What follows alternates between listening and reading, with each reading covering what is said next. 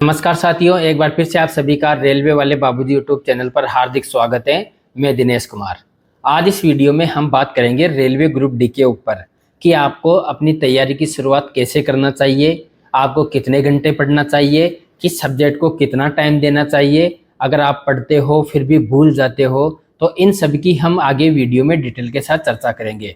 उससे पहले आपको बता दें, अगर आप रेलवे ग्रुप डी के प्रीवियस ईयर के पेपर चाहते हो तो आप ये किरण पब्लिकेशन के प्रीवियस ईयर पेपर देख सकते हो, क्योंकि इससे आपको एक आइडिया होगा कि रेलवे ग्रुप डी में किस तरह से पेपर पूछा जाता है और क्वेश्चन कहाँ से आते हैं। यह आपको हिंदी एंड इंग्लिश दोनों लैंग्वेज में बुक्स उपलब्ध हो जाती हैं।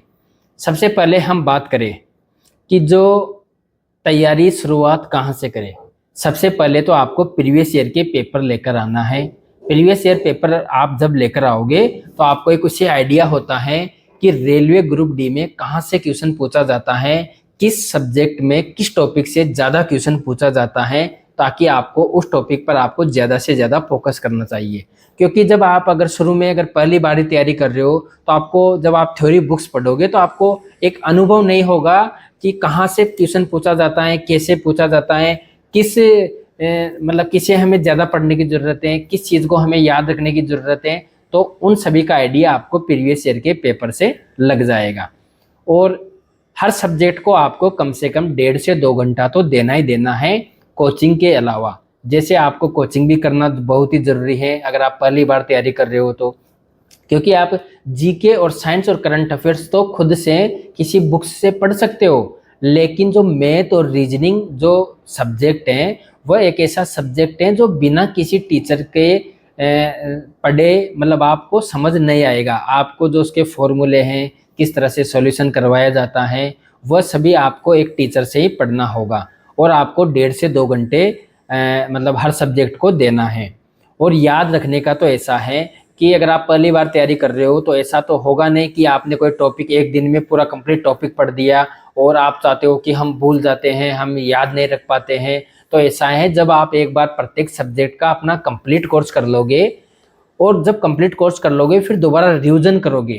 क्योंकि होता ऐसे है ना कि जैसे आप शुरू के 1 से लेकर 30 तक पेज किसी बुक्स के पढ़ लिए, फिर आप पढ़ते पढ़ते 1 महीना हो गया, फिर आप बुक्स के बीच में आ गए हो, जो पीछे का आपने जो पढ़ा था अक्सर छात्र वह भूल जाता है। उसे लगता है कि मैंने जो पढ़ा था मेरे को कुछ याद ही नहीं रहा।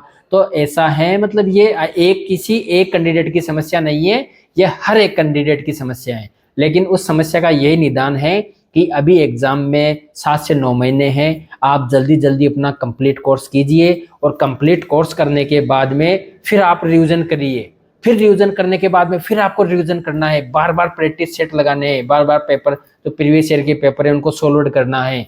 क्योंकि जब तक आप एक कड़ी मेहनत नहीं करोगे ना तब तक आप अपना सिलेक्शन नहीं ले सकते हो, क्योंकि दिनों दिन कंपटीशन बढ़ता जा रहा है, वैकेंसी तो आती है कम और फॉर्म की संख्या काफ़ी बढ़ती जा रही है ना। तो इस बेरोजगारी के दौर में अगर आपको एक नौकरी लेना है, एक सरकारी नौकरी आपके नाम अगर करनी है, अपने घर वालों के ड्रीम अगर आपको ड्रीम पूरे करने हैं तो उसके लिए आपको बहुत ही तेज बहुत ही मेहनत करनी पड़ेगी। और मेहनत भी ऐसे है कि आपको एक रूटीन बना के चलना पड़ेगा रेगुलरिटी का। ऐसे ना टाइम टेबल के हिसाब से, ऐसे नहीं बता रहा कि हाँ टाइम टेबल बना लो कि 2 घंटा पढ़ना ही इस सब्जेक्ट को, ऐसे नहीं। पढ़ना ऐसे कि आपको हर रोज पढ़ाई करनी है और थोड़ा थोड़ा हर सब्जेक्ट पे ध्यान देना है। क्योंकि होता है ना कि जैसे साइंस है तो आप फिजिक्स केमिस्ट्री बायोलॉजी है, किसी कैंडिडेट को अगर बायोलॉजी अच्छी लगती है तो वो सोचता है कि मैं बायोलॉजी पढ़ूं, तो ऐसा नहीं होना चाहिए।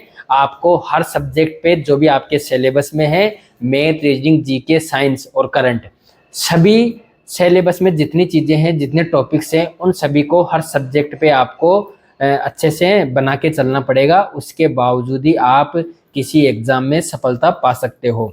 इसलिए आप मेहनत करते रहिए। उसके बावजूद अगर आपके मन में कुछ डाउट्स हैं तो आप कमेंट सेक्शन में पूछ सकते हैं, हम उसका सॉल्यूशन करने की कोशिश करेंगे। और इस वीडियो को अपने सभी दोस्तों के पास शेयर जरूर कर दीजिए। और रेलवे की हर पल अपडेट पाने के लिए हमारे रेलवे वाले बाबूजी यूट्यूब चैनल को सब्सक्राइब जरूर करना। धन्यवाद।